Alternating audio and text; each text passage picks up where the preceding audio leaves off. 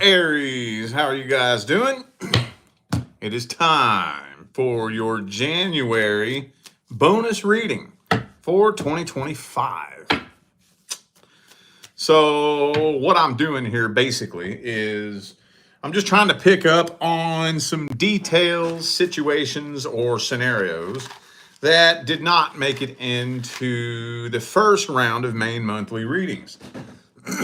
Let me get some good vibes in the air real quick here. Lavender. This is all I fucking got left, man. I'm all out of incense. All right. So you know what to do if you need a personal reading. Just look right down there in the description of this video, and that's where you'll find everything you need to know. All right. So I'm actually going to start, let's see, what should I start this off with? I think general messages. Let's do general. How about that? I know 2024, I've been slacking on general messages. I know, man. I have. So let's try to knock this out and get a good start to 2025. General messages for Aries. So this is anything but romance. General, career, finance, friends, family. Anything but romance. Let me situate this real quick. All right. What are the general messages for the Aries family in January? Oh. What are you? There you are. Okay. Oh, shit. Six of Swords. Moving on from something. Transitioning away from something. Let me see. Hang on. Ooh, it could be a friendship coming to an end. Yeah. Oh. Ooh, okay. Well, this is telling me that you're completing a karmic contract with somebody in your life. Now, remember, this is not romance. So the first thing that I always like to get a good idea of with the general messages is it friends or family? When it all comes down to it, it's whoever the first person is that pops into your mind. But honestly, I'm getting more family vibes in this than anything because we have the Emperor reversed. So some of you could have a falling out with your dad, possibly. But again, whoever the first person is that comes to your mind. Somebody that you've been very, very close to, but it's kind of looking like you've completed this soul contract. So here's what happens when you complete a karmic contract or a soul contract of any kind, no matter if it's karmic or not. When you complete it, the first thing that you'll notice is that almost overnight, the energy changes between the two of you. And you might be able to look back on a time in your life where it's happened before. Somebody you were real close to, maybe a real close friend, maybe even a family member. It happens with romance too. But overnight, the energy changes. You can't put a finger on what it is. And we always ignore it at first, you know? I mean, we notice it, but we ignore it. Maybe I'm having a bad day. Maybe you're having a bad day. Maybe we're both having a bad day. Just ignore it. And unlike when somebody's having a bad day, which, you know, that'll go away, this doesn't go away. The energy gets heavier and heavier between the two of you. And it starts feeling weirder and weirder. And it's just like, it doesn't feel right. It just keeps getting heavier and heavier. And then if you ignore it long enough, usually what ends up happening is, pow! It pops off and blows up between the two of you. And something happens that forces the two of you apart. So that's kind of what it looks like is happening here, y'all. I'm not going to lie. Maybe for some of you, it's already happened. Very possibly for some of you, it's already happened. But this does feel like right straight out the gate, going into 2025, you're transitioning on from a friend or a family member. I'm not going to lie. I'm thinking a lot of you are separating from a family member. Could be anybody, though. Could be a friend close enough to be family. But yeah, okay. Could be a Pisces for some of you. Could be a fellow Aries. But honestly, I kind of feel like that's your energy.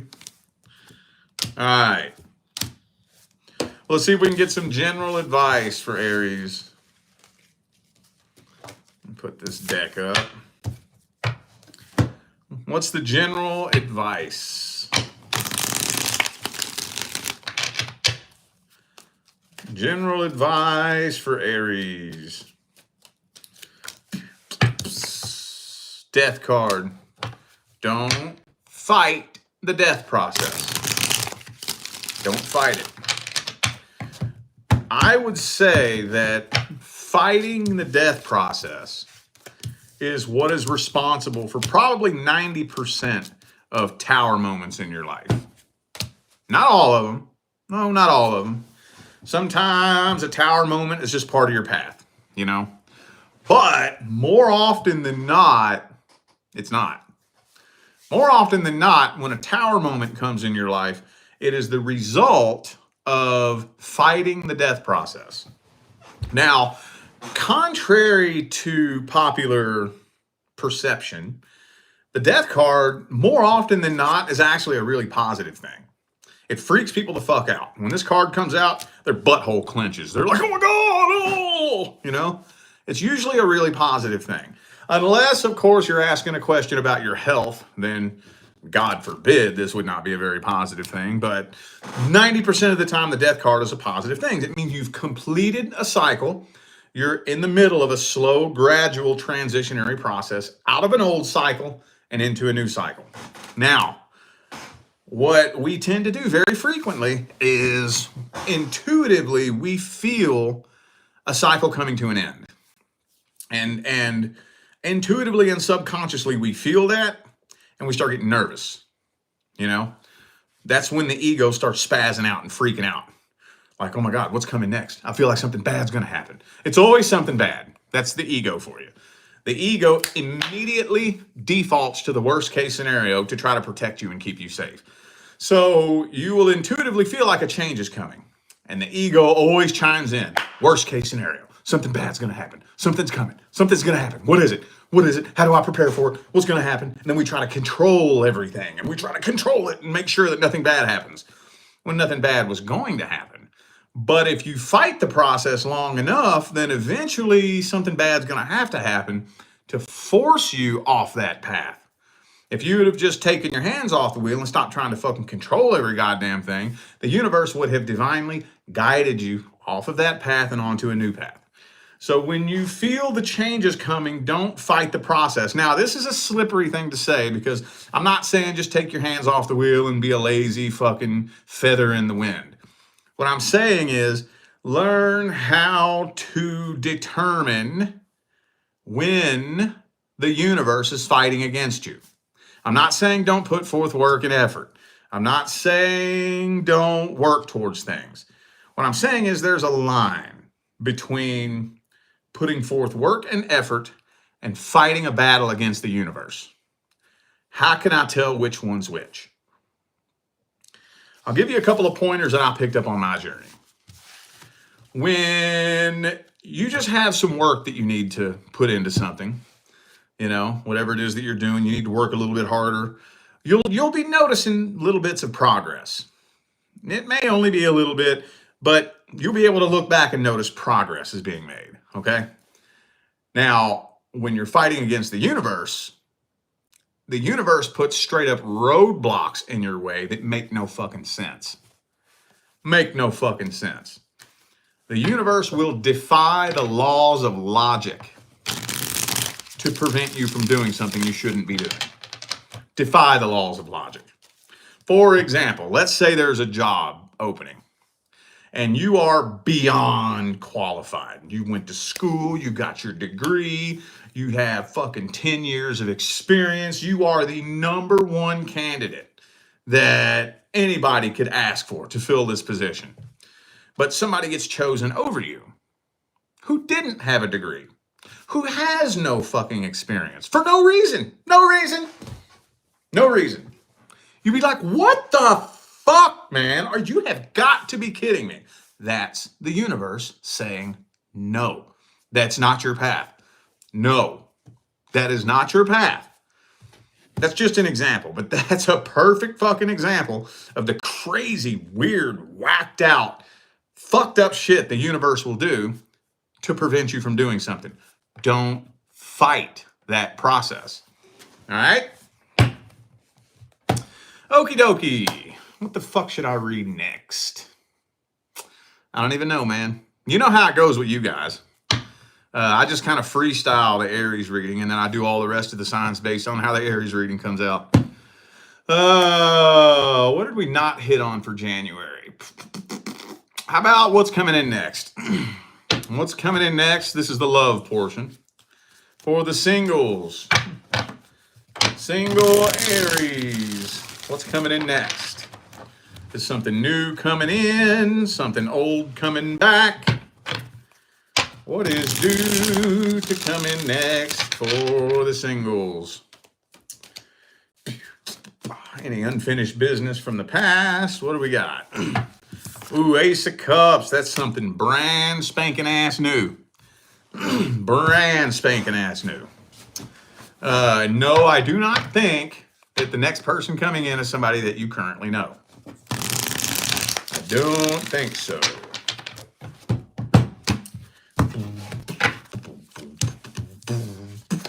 It's going to happen when you least expect it, right when you think you're completely out of options. Right when some of you may just even straight up give up on it. I don't know. I guess it's going to be different for everybody. Some of you are just going to straight up give up on it. Others of you, maybe something else comes up and you don't have time. You're not thinking about it. Maybe you get that call from that new job and you have to work a lot and you ain't got time for a relationship. Something right when you either think you're out of options or just throw your hands in the air and say, fuck it, I don't want it no more. Boom. No, this is not somebody you currently know. So if you have your eye on somebody and you're wondering if it's them, no, it's not. No, it's not. This is the start of a whole new cycle. I don't really think there's anything about this person or this situation that is going to be in any way familiar to you at all. And sometimes those kind of situations can be kind of scary to find yourself in. You know, it's going to be the start of a whole new cycle, though. A whole new cycle. So, yeah, this is freaking you out a little bit because it feels like so unfamiliar. It's unfamiliar territory. You are unlike anybody they have ever dealt with before, and they are unlike anybody you have ever dealt with before. So, this is triggering your defenses. You're throwing your guard up. It's kind of normal. A lot of people do that. But, okay. Well, let's see their energy, feelings, and intentions towards you.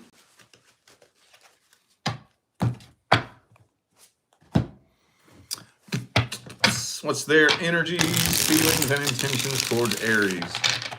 Next person coming in.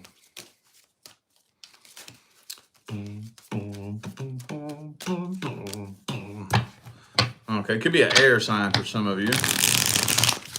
They're a really good communicator. And another thing you might notice about them is they are very, very, very upfront and honest. So that's probably one of the things that's going to allow you to start letting your guard down is how open, upfront, and honest they are. However, they're a little bit emotionally closed off, though. So they may be an open book, but they may not be very emotional in the beginning. So also, too, they ain't playing no games, neither. Oh, no, they're not. No, this person ain't playing no games. Not only are they not playing games, but I think this person has zero tolerance for games and bullshit. Which, on one hand, is a good thing. That's a good thing. It may sound kind of daunting to talk about, but when you meet that person who's so sick of playing games that they're not afraid of being alone, it's a breath of fresh air. You'll love it. Because you know they're not fucking playing with you. If I'm not afraid of being alone, I don't need you. I choose you. I want you here because I choose you. But I'm not going to put up with your bullshit. Not going to put up with your fucking mouth. Not going to put up with your drama. Not going to put up with you fucking accusing me of doing shit I'm not doing. If you're going to bring that shit to the table, you can fucking go on. I don't need you. Unless you on some bullshit. Now, if you're on some bullshit, you might get a little bit nervous about that person. But when you know for a fact that you ain't bringing nothing but fucking honesty and loyalty to the table, when you meet that person, it's like, fuck, thank God. Thank God. I ain't got to be wondering what your intentions are, or whether or not you're playing games with me. It's a breath of fresh air, dude. Again, unless you on some bullshit. Now, if you got a bunch of insecurities and trust issues and you got a fucking temper problem and you got a shitty mouth, and you got an attitude problem, you and this person go fucking butt heads. And they probably gonna be out the goddamn door faster than you can say fucking who shit their pants. So, I don't think that's the majority of you, though. I don't think so. I don't think so. So, pretty solid intentions, I would say. They're ready for commitment, but they're not desperate. They're not needy.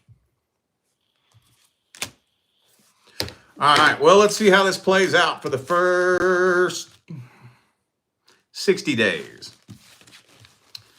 until March. How's it playing out for the first 60 days? Okay, you ain't walking away. They ain't walking away, so don't worry about that.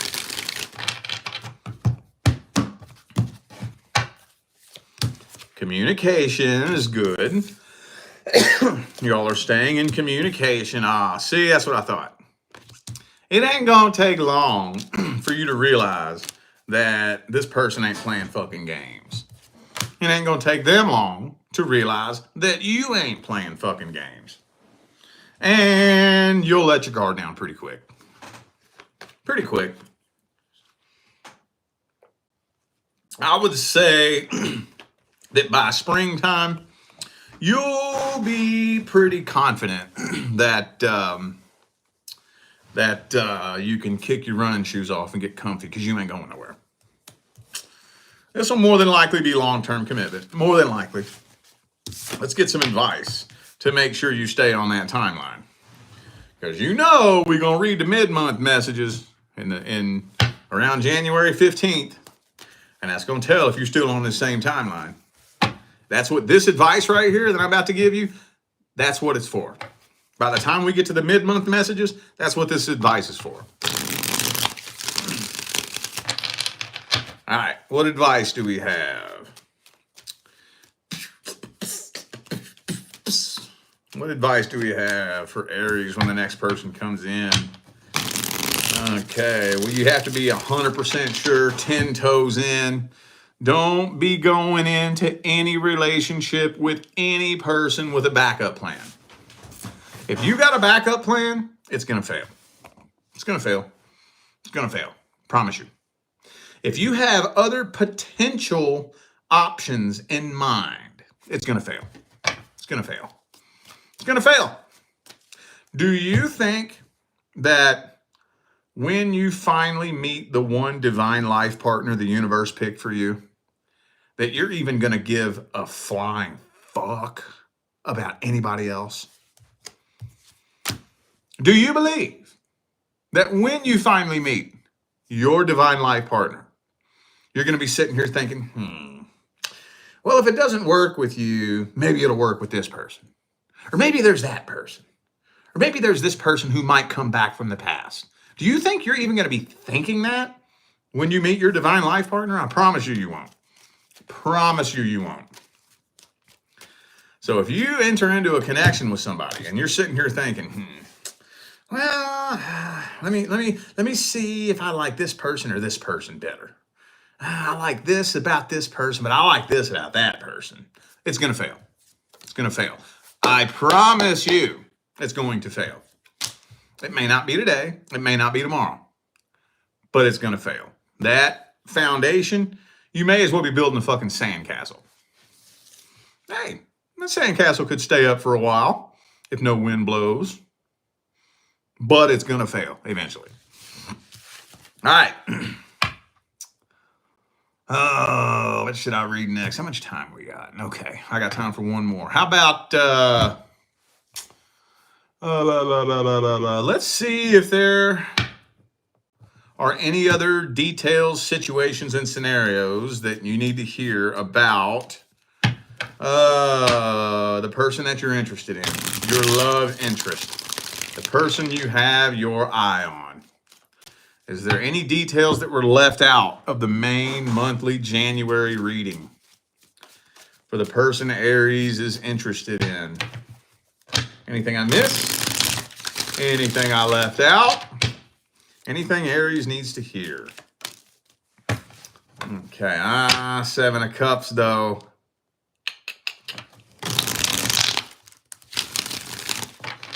If my memory serves me correct, which it may not, I very well may not, but I'm pretty sure we already talked about this.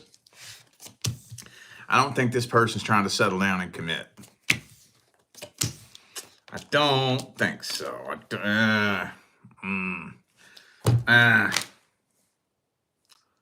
This is going to end up. This is going to end up in some drama.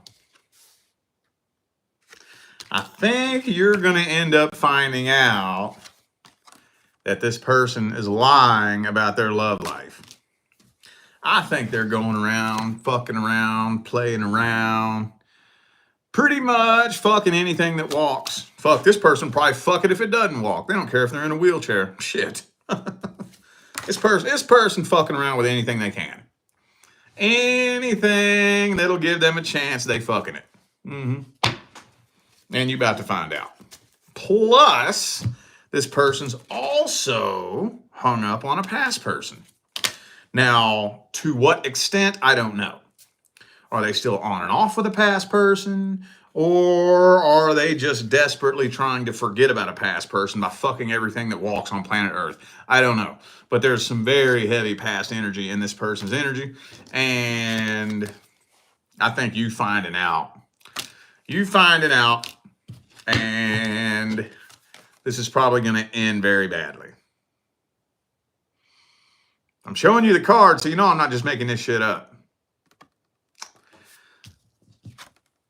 This is catching somebody in a lie, catching somebody fucking around, playing around, and drama popping off and it coming to an end with the Death card there.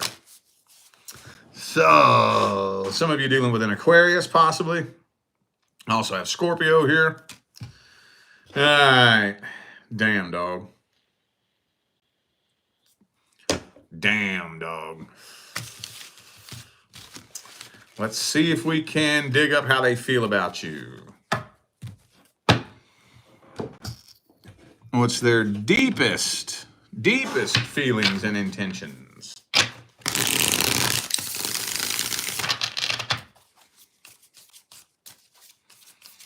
What's their deepest feelings, energies, and intentions?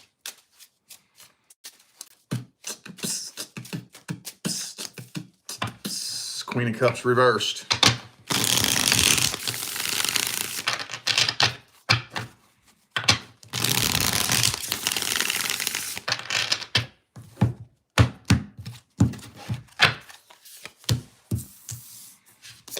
Now, this is a weird message. Wow, this is weird. I don't normally get messages like this, especially in a general reading. But some of you, and this is so weird. This is so strange.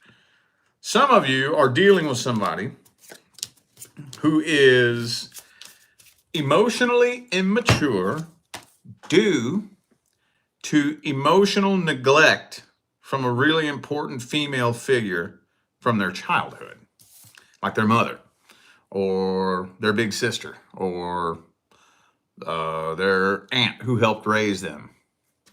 Fucking weird message to come through for a general reading, but it's screaming at me. I don't know who the fuck needs to hear that. I normally don't try to get that goddamn specific.